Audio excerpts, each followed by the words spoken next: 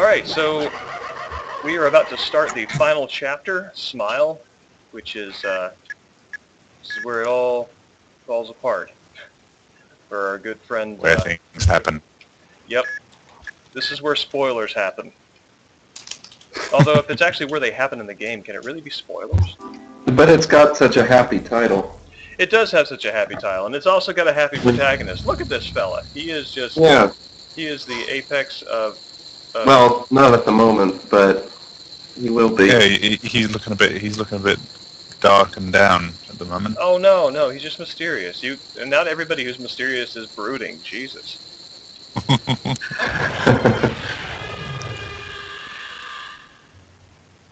And you're going to shoot him. Mm-hmm. Yep, that's how we deal with the cheery at these parts. Oh, this is interesting.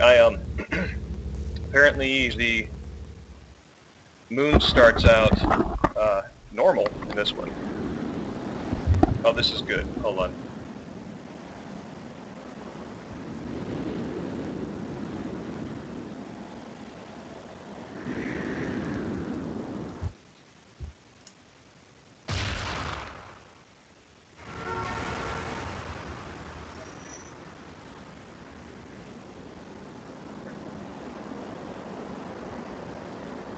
Kind of interesting how that ends at with him being parallel to the top and bottom of the screen in terms of shot framing.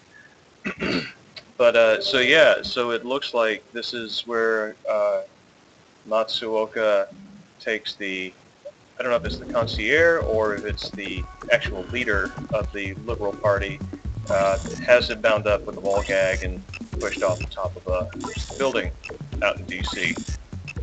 And that's the same guy that Garcian met with in the beginning of Chapter 2, right? Yes, the one with the Union Hotel, that's this one. The one with the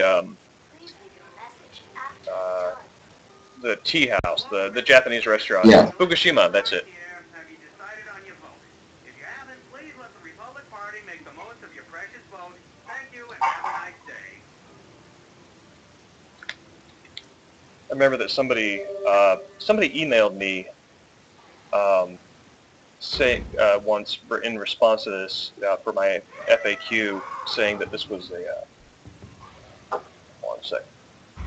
saying that that was a sign of like point of no return in Japan, because that the body piercings was along the same lines as like having a tattoo, and which is, obviously a no-go, can't go back kind of commitment for Yakuza membership. But I don't think this like actually is supposed to like mean that either one of them is organized crime, but simply to connote that there's some fatal change in the relationship or status there that can never be undone by that point.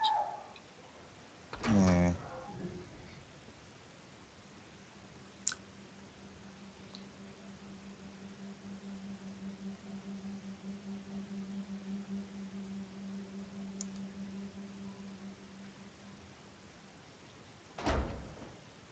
Well, I guess that's the last time you're going to go in that room.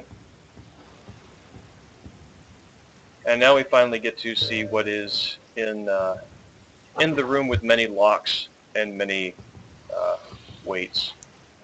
It's kind of interesting because all the weights that are usually weights and tumblers that are usually put on the inside of the safe are actually on the inside of this door, which kind of leads me to think that maybe this is supposed to be the inside of this door.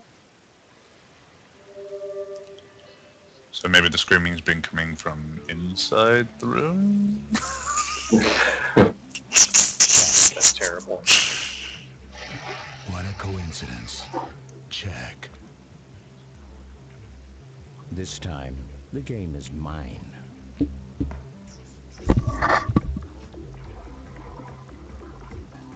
Do you want to hear a story, Harmon? Why not? There once was a young man who had a promising future.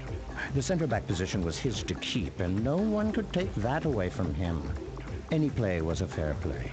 No one blew the whistle on him. Everybody loved him, not to mention his campus sweetheart. Ooh, she was something. They were the perfect couple. He graduated from Columbia with an MBA.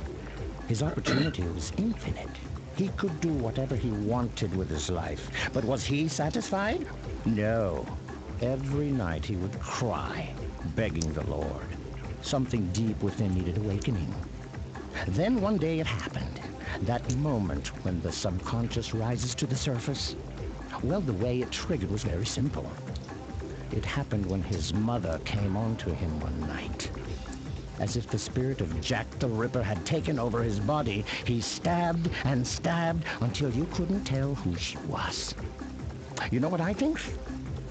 An angel whispered into his ear. The angel gave him the extra courage he needed to give her the divine retribution she deserved. Sure she wasn't the Hell's Angel? I'm pretty sure she only had good intentions. You really are a villain. I had nothing to do with it. But I must admit, my memory has become a bit misty these days.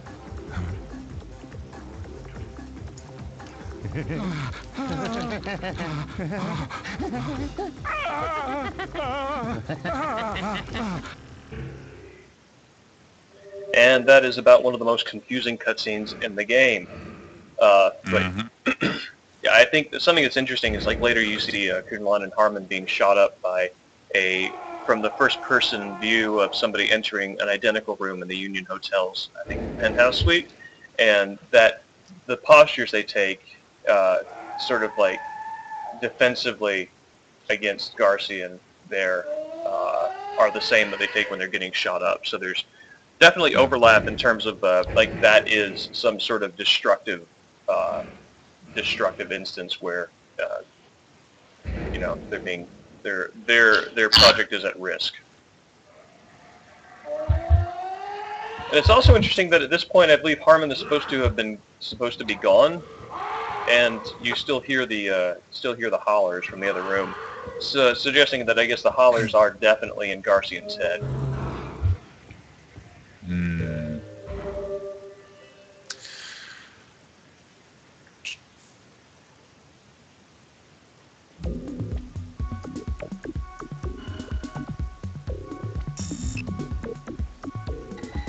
And Swimmy in chat notes that I don't know if there are spoilers for Killer 7, even if you know everything that happens, you're still going to be confused when you play the game, which is about right, especially with a lot of the stuff we're seeing now. The remnant parties have started making their move. Oh no, that was perfectly clear. What's going to happen? Oh, my bad. It's interesting that Mills calls them the remnant parties. Faces. It's hard to predict the kind of terrorism Japan will engineer. Terrorism using Whitmos like that. Think they're capable of damage devastating enough to shake the foundation of the United States? I need you to fly to Philly, right? A former aide to the leader of the UN party has information. He goes by the name Matsuken. Okay, he's staying at the Union Hotel. Now find him. Who is he? Kenjiro Matsuoka. And that is the only guy remaining that belongs that's to the UN car party. that Now, Almeida he's gave the leader of 10 million secret gave the Japanese kid. members that are scattered around the world. He is a major force. 10 million. I remember hearing somewhere that If they gathered the kid gave it to Mills because he couldn't bear to look at it anymore after what happened. Right, well, it's basically coated with Almeida's It's gonna be blood. a wild game. Because everyone's gonna want a piece of Matsuken. The master has disappeared. Yeah, Garci. About that. Look, I need to tell you something real important. Go ahead. Lay it on. Let's see. How should I, Okay. 30 years ago, you and Harmon... I love the little record scratch sound effect you get there.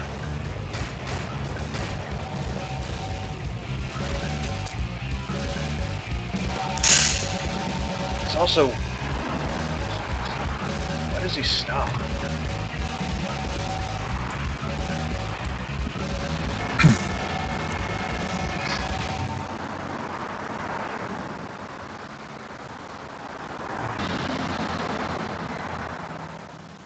Yet again, it's like the rule of thirds that rule of thirds in terms of dividing up the space on the screen. It's like you can never look directly at something, and much in the same way that it seemed like the encounter with Kun-Lan and Harmon is indicative of some sort of acknowledgement of a repressed memory. That right there is like you get very close to looking at the truth behind, Harmon and Garcian's relationship, but then it's gone.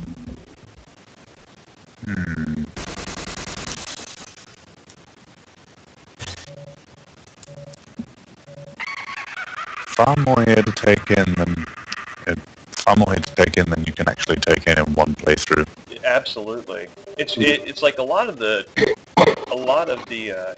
oh well, this is really cool. Welcome to the Union, sir. How many nights will you be staying with us?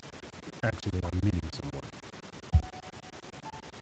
Hey, it's Edo McAllister. Yep, and this is the music from Flower, Sun, Rain. Top floor. Please use the elevator in the back.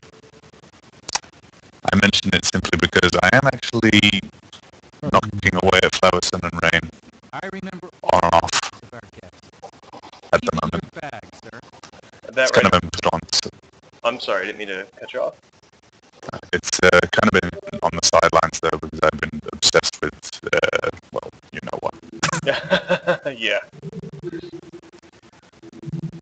Well, this here. Oh dear. Somebody in